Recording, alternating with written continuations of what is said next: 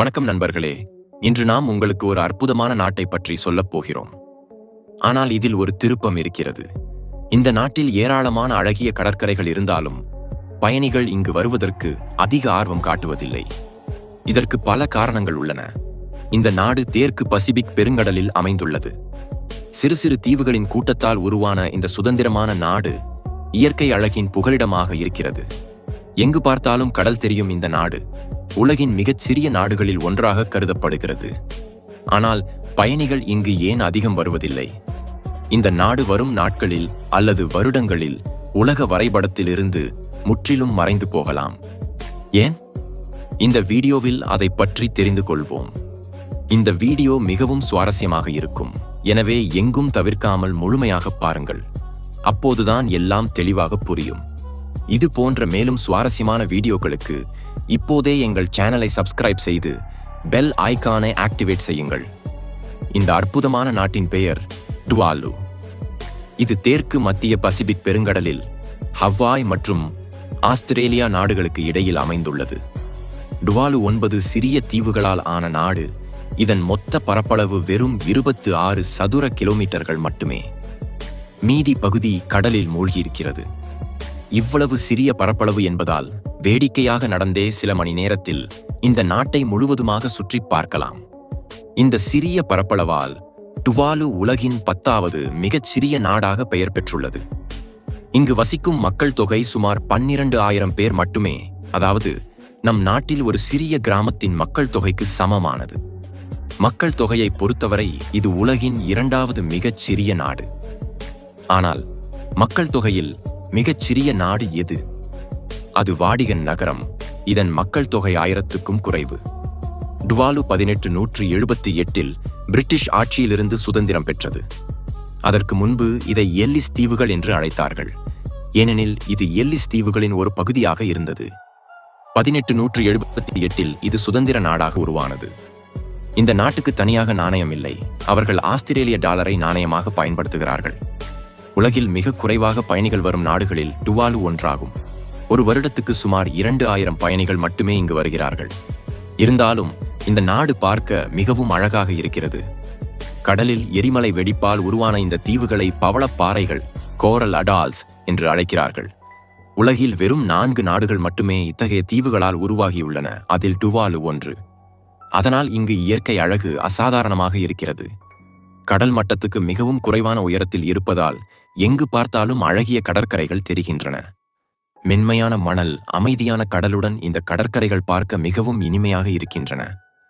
இங்கு உயரமான தென்னை மரங்களும் இந்த நாட்டின் அழகை மேலும் உயர்த்துகின்றன. இங்கு வானிலையும் குளிர்ச்சியாக இருக்கிறது. அதிகபட்ச வெப்பநிலை சுமார் 29 டிகிரி மட்டுமே. ஆனால் இவ்வளவு அழகான நாட்டை பயணிகள் ஏன் பார்க்க விரும்பவில்லை? ஏனெனில் மக்கள் இங்கு வர பயப்படுகிறார்கள். இங்கு குற்ற விகிதம் அதிகமாக இருப்பதால் அல்ல. இந்த தீவுகள் கடல் மட்டத்துக்கு வெறும் 2 முதல் 3 மீட்டர் உயரத்தில் மட்டுமே இருக்கின்றன. இந்த நாட்டின் மிக உயரமான பகுதியும் கடல் மட்டத்திலிருந்து 5 முதல் 6 மீட்டர் உயரத்தில் மட்டுமே உள்ளது. இந்த காரணத்தால் டுவாலு விரைவில் கடலில் மூழ்கும் ஆபத்தில் உள்ளது. விஞ்ஞானிகளின் மதிப்பீட்டின்படி புவி வெப்பமயமாதல் காரணமாக கடல் மட்டம் ஒவ்வொரு ஆண்டும் சுமார் 3 மில்லிமீட்டர் உயர்ந்து வருகிறது. இது இப்படியே தொடர்ந்தால் மேலும் சில வருடங்களில் டுவாலு முற்றிலும் கடலில் மூழ்கிவிடலாம். டுவாலுவில் மொத்தம் 9 தீவுகள் உள்ளன.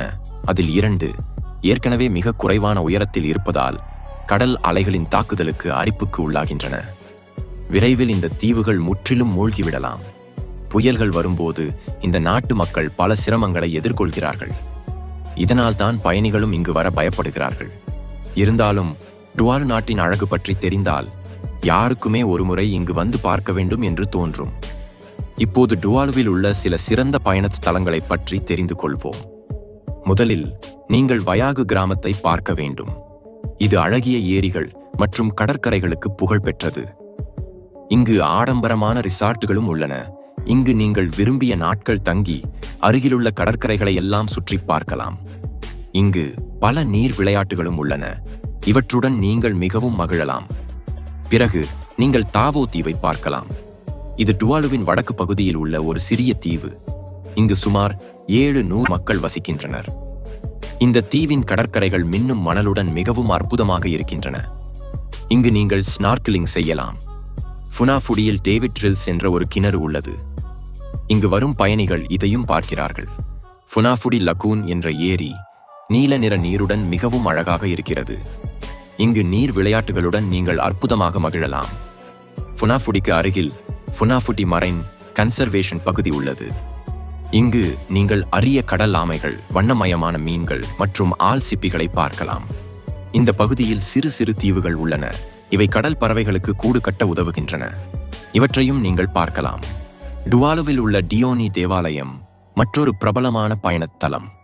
இங்கு நீங்கள் டுவாலு நாட்டின் கலாச்சாரத்தை நெருக்கமாக பார்க்கலாம். இந்த நாட்டில் சில பிரபலமான சந்தைகளும் உள்ளன. இங்கு உங்களுக்கு பிடித்த பொருட்களை வாங்கலாம். டுவாலு வுமன்ஸ் ஹேண்டிகிராஃப்ட் சென்டரில் உள்ளூர் பெண்கள் தங்கள் கைகளால் செய்த கூடைகள், விசிறிகள், பொம்மைகள் போன்றவற்றை வாங்கலாம்.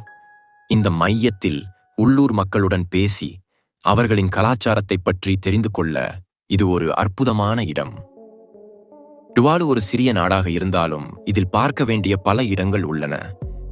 இந்த அழகு பற்றி தெரிந்த பிறகு இங்கு எப்படி செல்வது என்று யோசிக்கிறீர்களா? டுவாலுவுக்கு விமானம் மூலம் செல்லலாம். இந்த நாட்டில் ஒரே ஒரு பன்னாட்டு விமான நிலையம் உள்ளது. ஆனால் ஃபிஜியிலிருந்து மட்டுமே இங்கு விமானங்கள் இயக்கப்படுகின்றன. ஹவாய் அல்லது ஆஸ்திரேலியாவிலிருந்து ஃபிஜிக்கு சென்று அங்கிருந்து டுவாலுவுக்கு விமானம் மூலம் வரலாம். மே முதல் அக்டோபர் வரை இங்கு வானிலை மிகவும் சாதகமாக இருக்கும். குறைவான வெப்பநிலையுடன் இந்த நாட்டில் சுற்றி மகிழ இது சரியான நேரம். வீடியோவின் ஆரம்பத்தில் சொன்னது போல டுவாலு மேலும் சில வருடங்களில் கடலில் மூழ்கிவிடலாம். ஆனால் இதற்கு இந்த நாட்டு மக்கள் செய்த தவறுகள் எதுவும் காரணமல்ல. உலகின் பிற நாடுகள் முன்னேற்றம் என்ற பெயரில் பெரிய பெரிய தொழிற்சாலைகளை அமைத்து அவற்றிலிருந்து வெளியாகும் நச்சு வாயுக்களை பொறுப்பற்ற முறையில் வளிமண்டலத்தில் விடுகின்றன. இதனால் காற்று மாசு அதிகரித்து வளிமண்டலத்தில் கார்பன் டை ஆக்சைடு அளவு உயர்ந்து புவி வெப்பமயமாதலுக்கு காரணமாகிறது.